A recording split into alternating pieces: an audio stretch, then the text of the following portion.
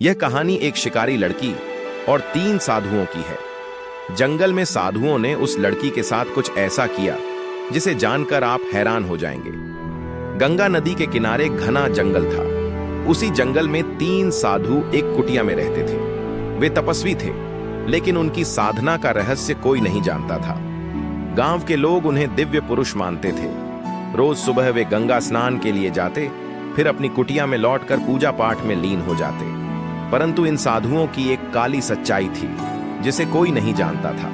कुटिया के पास ही एक छोटा सा गांव था, जहां एक गरीब किसान की बेटी सुहानी अपनी मां के साथ रहती थी। सुहानी की सुंदरता की चर्चा पूरे गांव में थी। बड़ी बड़ी आंखें, घने काले बाल और दूध सा उजला रंग। कोई भी उसे देखता तो एक पल के लिए ठहर जाता।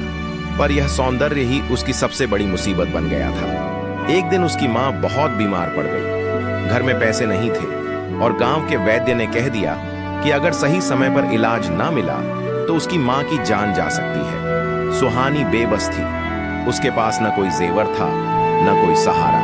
वह मदद की तलाश में भटक रही थी जब किसी ने उसे सलाह दी, साधु बाबा से जाकर मदद मांगो, वे बड़े कृपालु हैं। सुहानी को और कोई रास्ता नहीं सूझा।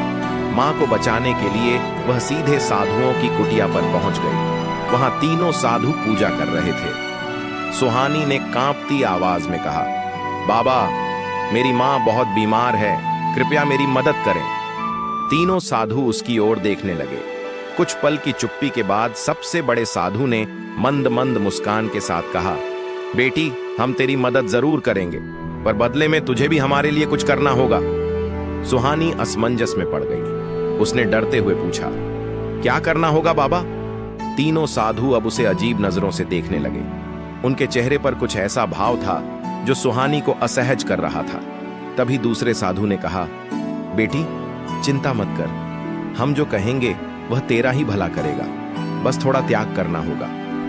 सुहानी को कुछ समझ नहीं आ रहा था, पर मां की हालत उसकी आंखों के सामने घूम रही थी। उसने बिना कुछ सोचे कह दिया, ठीक है बाबा, मैं सब कुछ करने को तैयार हूं, बस मेरी मां को बचा लीजिए।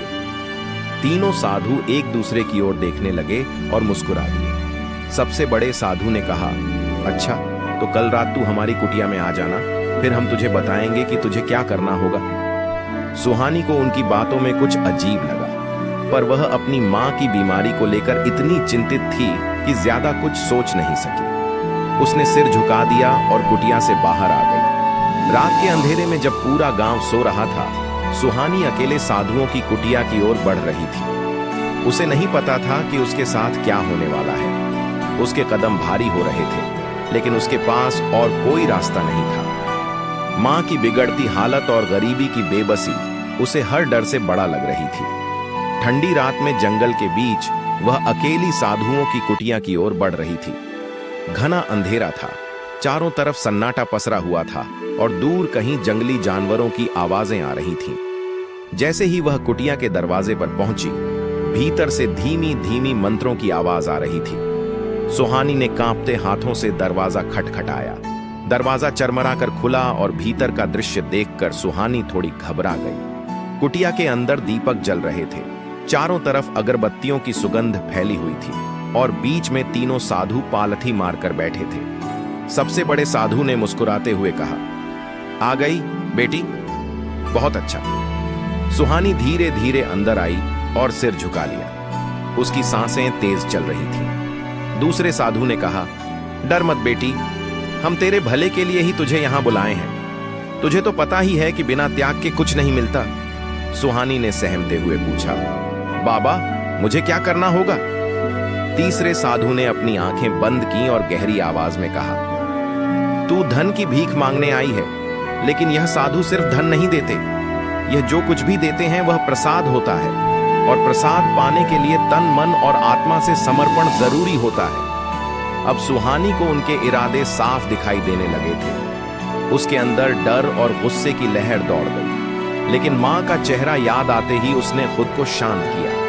उसकी आंखों में आंसू आ गए। सबसे बड़े साधु ने धीरे से कहा, रो मत बेटी, यह सब तेरी और तेरी मां की भलाई के लिए ही हो रहा है। जो ज्ञान हम तुझे देने वाले हैं वह संसार की किसी किताब में नहीं मिलेगा। सुहानी अब घबराने लगी थी। उसने पीछे हटने की कोशिश की, लेकिन तभी दूसरे साधु ने धीरे से उसके कंधे पर हाथ रखा और बोला, भागने की कोशिश मत कर, हमने तुझसे वचन लिया है। सुहानी के अंदर एक तूफान उठ रहा था। क्या वह अपनी मां की जान बचाने के लिए खुद को कुर्बान कर दे? क्या कोई और रास्ता नहीं था? तीसरे साधु ने दीपक की लौ को घूरते हुए कहा, जो स्त्री बलिदान देती है वह देवी बन जाती है। तू भी एक देवी बन जाएगी बेटी।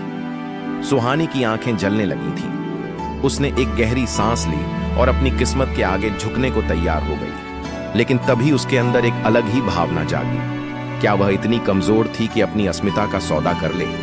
क्या यह त्याग था या इन पाखंडी साधुओं की हवस? अचानक सुहानी की आंखों में एक अलग ही तेज आ गया। उसने अपनी कलाई झटके से छुड़ा ली और कुटिया के कोने में रखे जलते दीपक को उठा लिया। रुक जाओ! सुहानी की आवाज अब पहले जैसी कांपती हुई नहीं थी। तीनों साधु चौंक गए। सुहानी ने दीपक को हवा में लहराते हुए कहा, अगर कोई मुझ पर हाथ भी लगाएगा तो मैं इस पूरी कुटिया को आग लगा दूंगी। तीनों साधु ठिठक गए। सबसे बड़े साधु ने माहौल संभालने की कोशिश की। बेटी, क्रोध मत कर, यह सब तेरी भलाई के लिए है।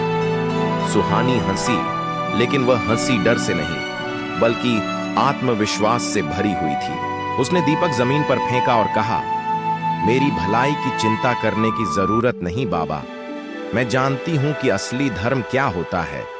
अब मैं गांव की किसी और लड़की को तुम्हारे चंगुल में फंसने नहीं दूंगी। सुबह होते ही सुहानी ने गांव में जाकर सबको साधुओं की सच्चाई बता दी। गुस्साए गांव वालों ने कुटिया को आग लगा दी और तीनों साधुओं को गांव से निकाल दिया। उस दिन के बाद सुहानी को साहस और आत्मसम्मान की प्रतीक माना जाने लगा। अगर वीडियो पसंद आई हो तो वीडियो को लाइक और चैनल को सब्सक्राइब कर दें।